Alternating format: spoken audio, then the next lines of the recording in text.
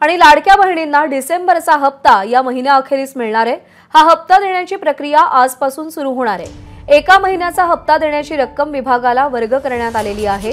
पहिल्या टप्प्यामध्ये 2,35,00,000 महिलांना 1,500 रुपये प्रमाणे डिसेंबरचा हप्ता मिळणार आहे। राजू सोनावणे आपले प्रतिनिधी आपल्यासोबत आहेत। राजू, कसं नियोजन करण्यात आलेलं आहे लाडक्या बहिणींना डिसेंबरचा हप्ता देण्यासाठी?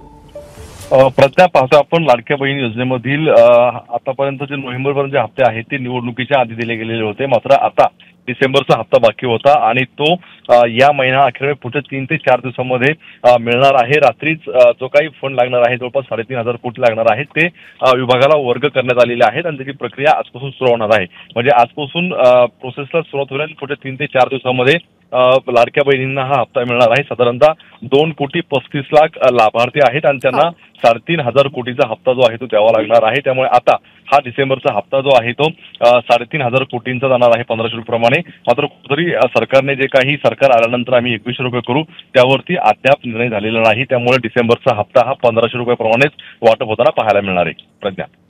राजू, धन्यवाद दिलेल्या माहितीसाठी। एबीपी माझा, उघडा डोळे बघा नीट।